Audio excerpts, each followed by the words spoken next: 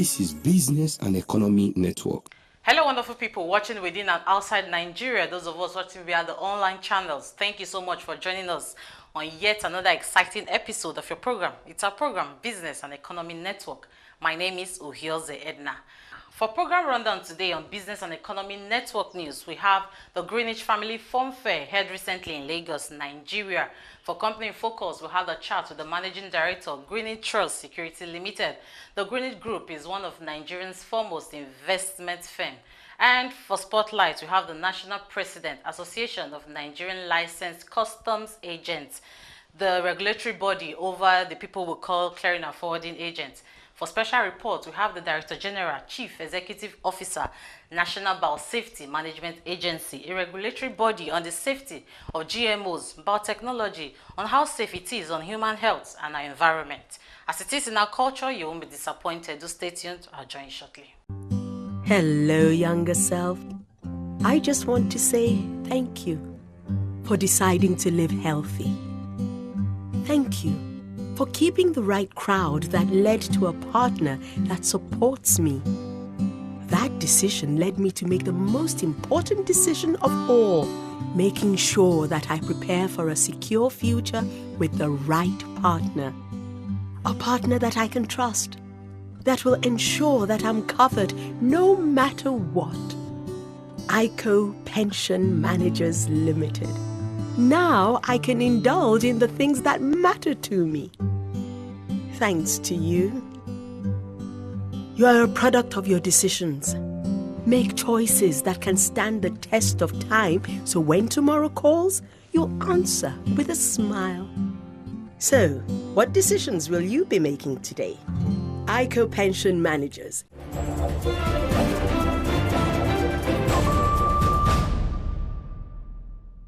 All work and no play, they say, makes Jack a dull boy. Family fun fairs are a great way to relax, unwind, and sometimes to reward employees and their families.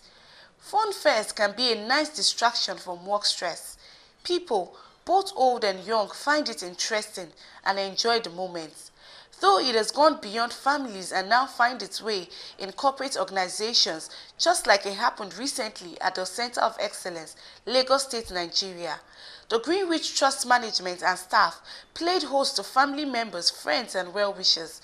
All this was geared to bringing families of Greenwich Trust together and also to be acquainted with themselves. On behalf of the executive committee, welcome all our mummies and daddies and all the children and thank you all for taking our time today to join us in this family fun event. We thought that even the fact that a lot of us work so hard, it's also important to create occasions like this to appreciate those who live at home when we are at work, particularly our spouses and our children. So today is just a day for all of us first to get to know each other. I have met today the spouses of many of our staff, and I hope I've had the opportunity of meeting them today. And I'm sure it's the same thing with other people. So, second opportunity that this has afforded us is that we are able to unwind and socialize together so that we can also have what we call the work-life balance that is so desirable these days.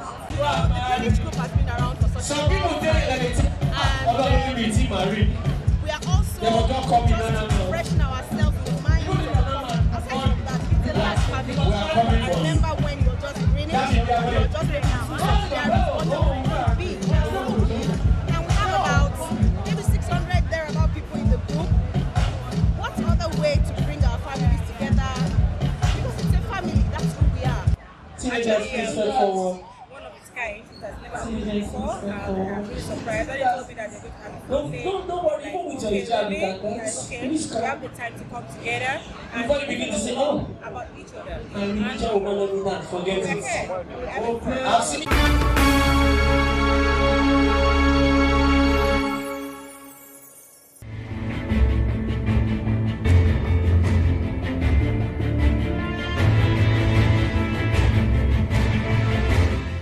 Established in the year 1994, Greenwich Trust Limited is one of the foremost investment banks in Nigeria, with specialized focus on financial advisory especially giving valued and beneficial advice to its numerous clients in terms of raising capital as well as navigating the market. Greenwich Trust Limited has been able to meet its aims and objectives considerably through cutting-edge technology solution. At Greenwich Trust Limited, empathy, efficiency, and good customers' relations are the guiding principles and thus a unique selling point. Strategically positioned in the economy and offering top-notch service delivery, the company has so far maintained a top league of leadership. Mrs. Obiageli Chiki Jebulem is the Managing Director of Greenwich Securities Limited. We're one of the foremost investment banking firms in Nigeria. We've been in business since 1994. We are a financial advisory firm, and we are cut out to give the best advice to our clients on ways to raise capital and on ways to trade or navigate the market. Our aims and objectives, it's been with us since our inception in 1994. We want to be the leading financial advisory firm using cutting-edge technologies to provide solutions to our clients. And our core values form the basis for us to do any transaction. So for us, we put a lot of empathy, efficiency, and we put a lot of value on relationships when we are doing business. And I think that is one of our unique selling points. Another thing for us is that because of the strong brand and the way we've positioned ourselves in the economy, we've been able to attract the best hands in the business and retain those best hands in the business. The way we've gone about doing our business, we've given clients a lot of trust in our work. We deliver top quality work to our clients, and because of that, they keep coming back for more. So I think the relationship part of that core value ties into the way we deliver the business in ensuring that at every point in time, what we're delivering to the client is top-notch and the best in the industry. That has kept us where we are, on top of the lead so far. Greenwich Trust Limited is a firm that we're into investment banking, and as I said earlier, one of our flag bearer company is Greenwich Securities, where we deal in trading of stocks, equities, fixed income, and other products, other unit products. We also are very huge in the investment banking space, so we help clients to raise funds. Through our capital issues desk, we give clients financial advisory investments. When they want to go into the market, we tell them how to navigate the market, whether to take on equities, whether to take on, raise their capital through fixed income. We also do a lot of structured finance, which of course speaks to mergers and acquisitions. So when companies feel that they have to come together in order to face the market in a new dimension, we help them to navigate that too. Looking at our asset management business, we bring out unique products that will help clients to grow their portfolio, to grow their wealth. So one of our flagship products in the asset management business is Greenwich Plus, which talks about is a mutual fund investment that clients can actually put in their money. And I think at this point in time is one of the top returning mutual funds. Under the asset management business too, we have a flagship product known as the Nigerian Entertainment Fund, and which speaks to the entertainment sector in the economy. And I think we've made a lot of progress on that product. Looking at the other subsidiaries we have the share registration business, and we also have the Greenwich Trust business, or GTL Trustees business, that just deals with trust management. The products that we offer at every point in time is in tune with the regulators and is in tune with the economic trajectory of the whole economy. So if you're looking at what the MPR is at 14%. We have products that can speak to that particular rate in returning the value that clients want to come in and take position in. So we have the equities, which of course we give you a very high return, but with a lot of risk. We have the fixed income products, which is a little bit risk-free, or is risk-free, but it might not return as high as 14, but you will not have any worries on your capital. So I think for us, at every point in time, we look at where the economy is going to, what the trajectory is in fashioning out products to meet our clients' needs.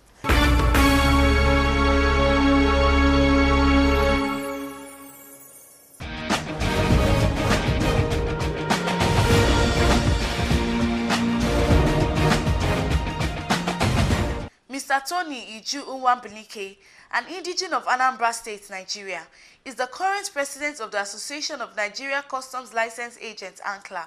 The association, which came into existence since 1954, is not only the oldest, but also the biggest body of clearing and forwarding practitioners in Nigeria.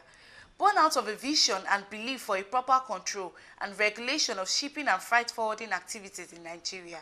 Okay, my name is Tony Iju Nwambilike. I'm product of my parents, Chief and Mrs. Maria John Okafor Nwambilike. I'm from Anambra State. Yes, went to schools, primary, secondary school, universities, and I become a very serious custom broker since 30 years back. And this is a situation and a place I'm still working to today. Okay, this association has been since 1954, where our very first Papa Dedoyi actually sat together with his friends in a Papa Port, where we call Western Harbour Ports, to discuss issues concerning freighting, shipping, and freight forwarding. And Papa Dedoyi, since 1954, actually believed that it's important to regulate, control, and they do all the things of freight forwarding. Now they actually had what is called illiterate law in the National Assembly as at that point in time, and it became a parliamentary issue where the Act of Illiteracy 1954 was enacted, and the Association of Nigerian Licensed Custom Agents was established since 1954. Yes. First of all, before I became the national president of this association, I have been through the tutelage. I've been a Papa Chairman, chapter. I've been the national secretary of the whole association since 1999, and I've been the member of a board of trustees of this great association. Now I am the president of this association. I have the plans for this association to get it out of where people think it is, and where do they actually think we are, a situation where they think we are not seriously professionals. I want to professionalize this association. I want us to begin to see ourselves as professionals in the areas of what we're doing in our works. And I want us to go through training and retraining of our memberships, and making sure that we are the trainers ourselves and train our workers.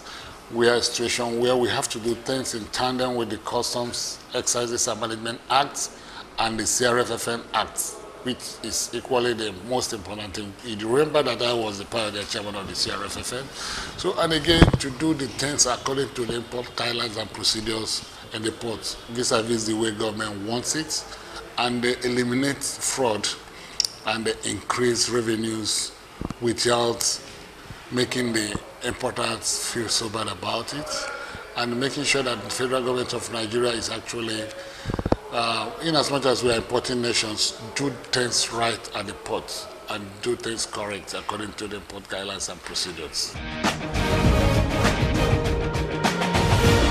It's actually affecting us very drastically badly, and I must confess to you that we are having it very hard this time around, because we can't access the port anymore.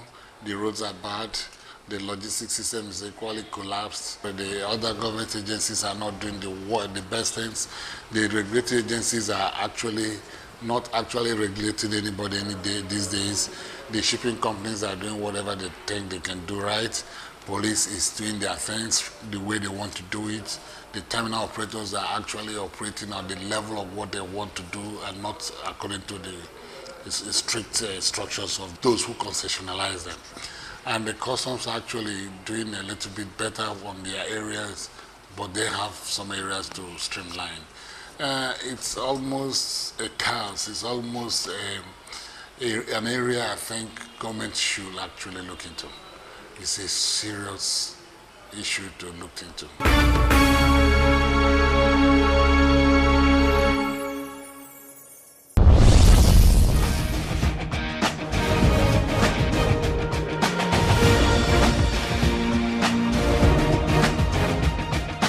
To determine the presence of genetically modified organisms in products and to verify total compliance with laws and regulations, thorough inspection and monitoring is required.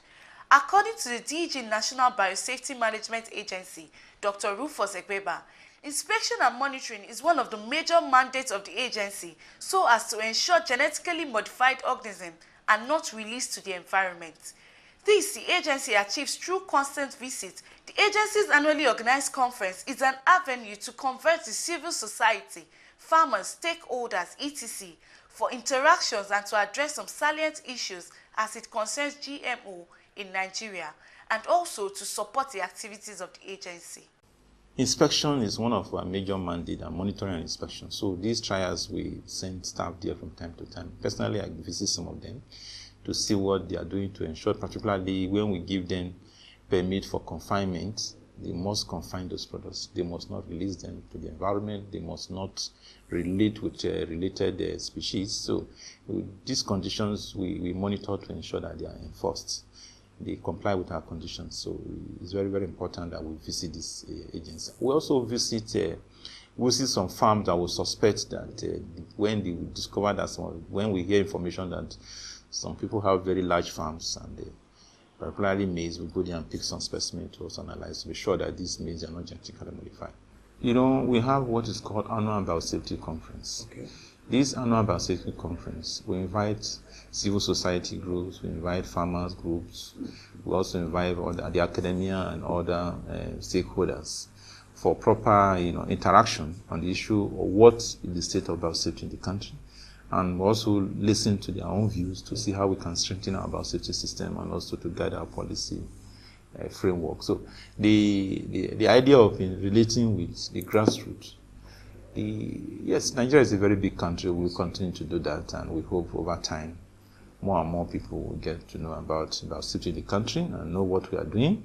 The most important thing we expect from the members of the public is for them to be aware of what they are doing and also to support the agency. Nigerians need to believe in the agency, trust in the agency. The agency is here to protect them. So when we make decisions, they should believe in our decisions. Should they need to talk to us about such decisions, we are always available to listen and also to make amends if there is need for that.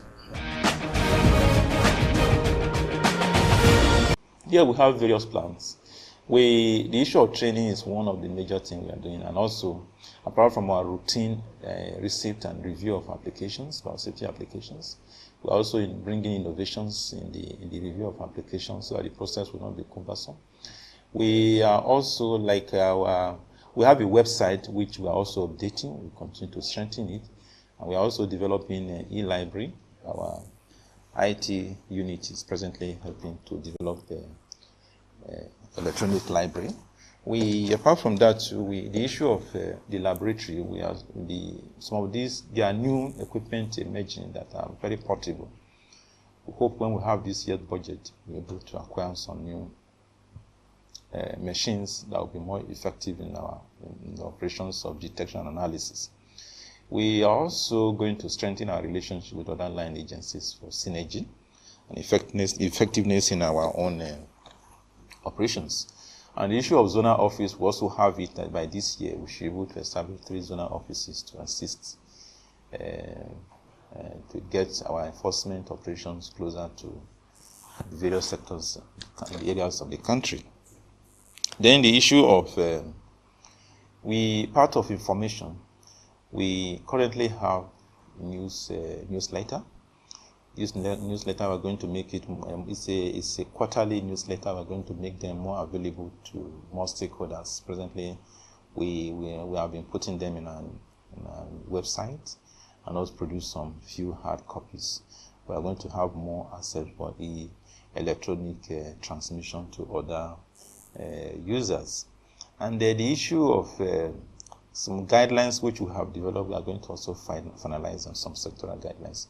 We're going to finalize those sectoral guidelines so that we have more guidance in our operations. Another thing we are doing, if you look at most of the agencies, the terms, conditions, they don't really have conditions of service. Some agencies do not even have. And scheme of service. So we are developing scheme of service and condition of service. We started the process last year.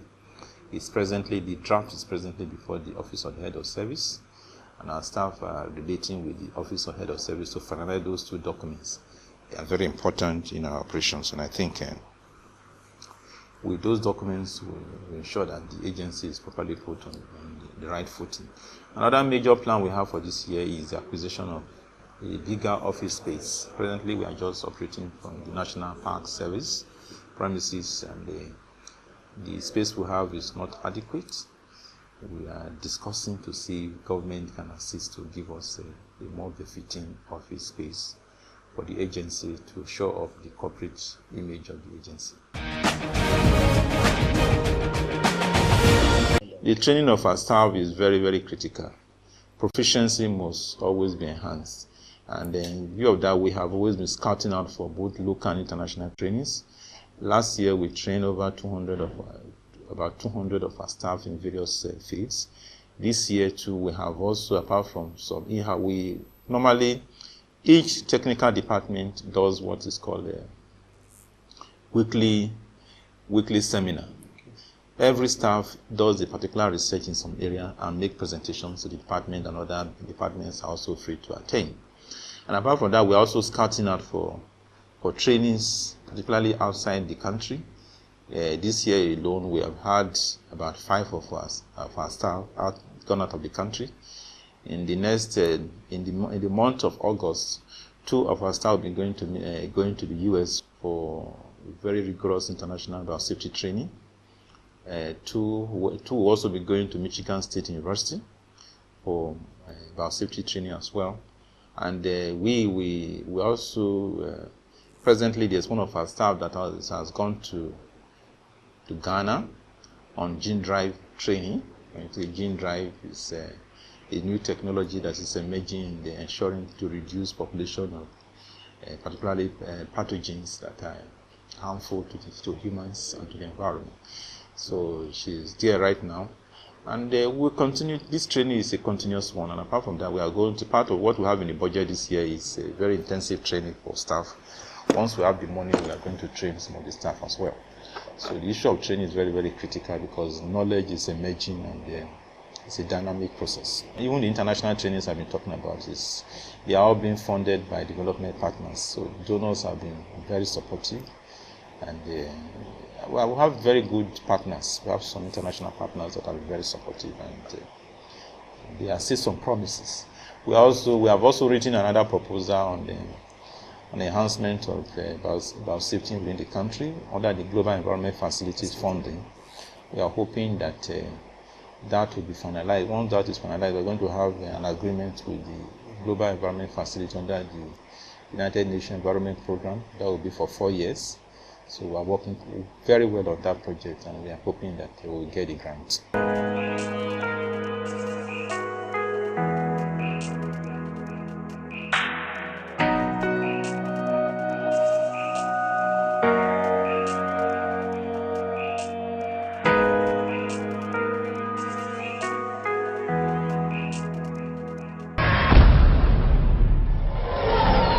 This is Business and Economy Network.